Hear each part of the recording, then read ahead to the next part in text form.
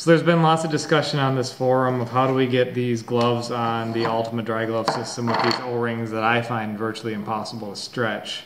And I've come up with a system that's very similar to the Diving Concepts video that's pretty old, where you use a piece of PVC that's been split. In my case, because the Ultima system is slightly wider than the Diving Concepts, I don't think you can use 4-inch PVC pipe. I think you actually have to use a 4-inch PVC coupler, which is what I have here.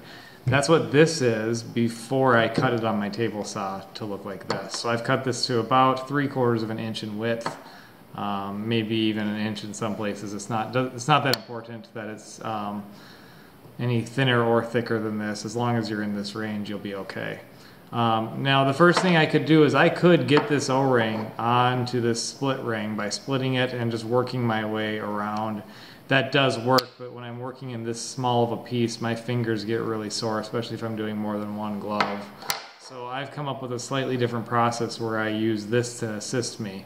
So what I do is I take the O-ring, and this is somewhat difficult for me, but I can usually do it in a couple tries, and I just expand it over this coupler. So I'm going to do that right now.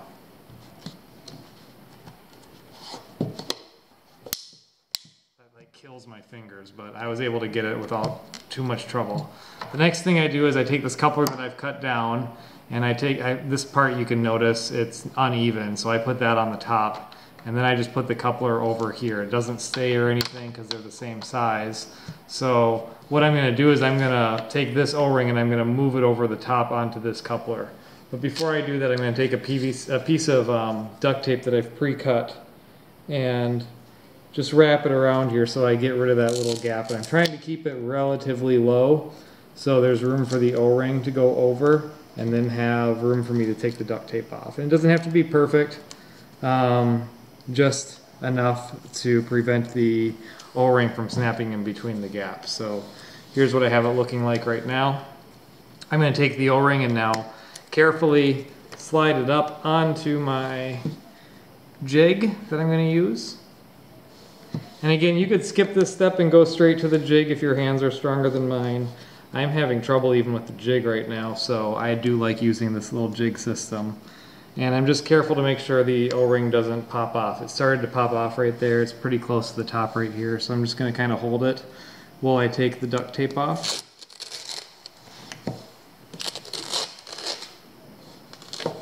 Okay. Put that aside. I've reused that duct tape for almost, I think almost 2 years now. So the next thing I'm going to do is, now that I've got this O-ring on here, I have trouble getting it inside the glove. So I am going to make this smaller. Okay, so now I have the O-ring and it's on a smaller diameter tube. So I'm going to put the glove, and this is where I can lose the O-ring sometimes if I'm not careful. So I'm going to do my best not to lose the O-ring. It likes to not stay in the middle, so I'm going to just kind of pull it down. You can't really twist it down because it'll just find itself back. So I'm just going to take a little bit extra time here and center the O-ring on my jig. Okay, so that's what it looks like all the way around. I'm now going to work on putting the jig in my glove. Okay, so this is usually relatively easy. I'm using a Showa 620 extra large right now. It appears that the cuff is about the same thickness or width as the extra large that my wife uses. We both wear inner glove liners, so we like the gloves a little bit wider than normal. And when I'm doing this, I'm careful to kind of hold the O-ring so when I'm sliding this over, the O-ring doesn't accidentally slide over. It still happens if I'm going too quickly. I'm kind of taking my time in this video so I don't screw this up. I can go faster than this sometimes. Okay, so now I have the glove on, but the problem is I still have it where it's not closed up. So now this is where it takes a little bit of work for me to expand my jig and not lose the O-ring.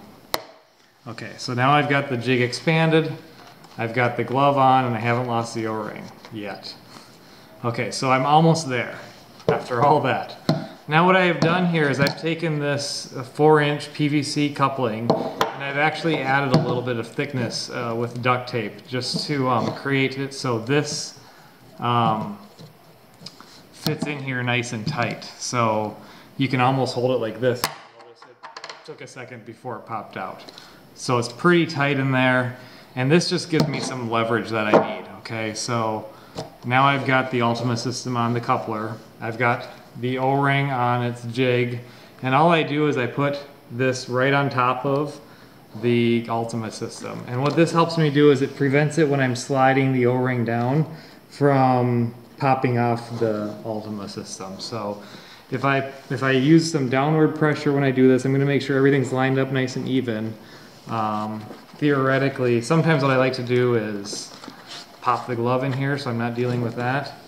And if I'm careful, I haven't done this in a while, but if I'm careful, I should be able to just slide the O-ring right over.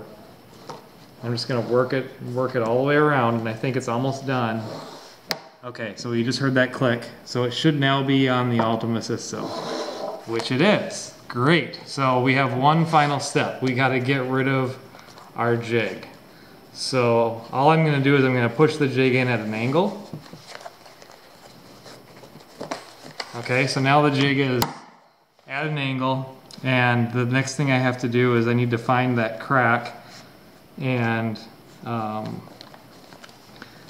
apply some pressure so it's now split. So now I can take this inner jig and I should just be able to pull it right through. This usually takes a little bit of squeezing and a little bit of work, but it'll pop out. Okay, so it got caught on the inside here. All right, that is done. I finally got my ring and my glove on the system, and this should last me quite a while. These gloves have been pretty good to me. I'm definitely going to try out the 720s, I believe they are. That sounds very interesting. All that to say, I can do this in about 2 to 3 minutes, so it's definitely not as quick as the wood jig trick, which I was not able to get enough strength to do that when I tried.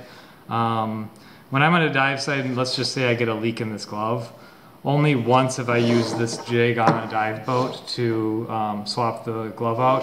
What I typically do in that case is I just use one of these black gloves. I'm not sure of the material, but you'll notice it's a very different glove. It's very, very stretchy. And what I'll typically do is I'll just put this right over the top, and then I just put the O-ring on the outside. The O-ring is really easy to get on when it has to go on the outside. I can do that in about 30 seconds. And then I just turn this like this when I'm diving. So it doesn't look very good, but it gets me through the dive until I get back to have time to swap out the glove the proper way and use one of these 620s. Hope this video was helpful. If you have any questions on how you would build one of these, it's really not that hard. It's just a 4-inch PVC coupler that you should be able to get at any home store. And then this is the same coupler. You do need some sort of jigsaw or table saw to be able to cut this. I believe I used the table saw and I just rotated the pipe around until it was cut all the way.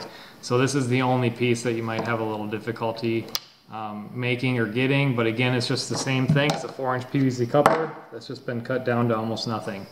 Hope this video is helpful, and if you have any questions or comments, let me know.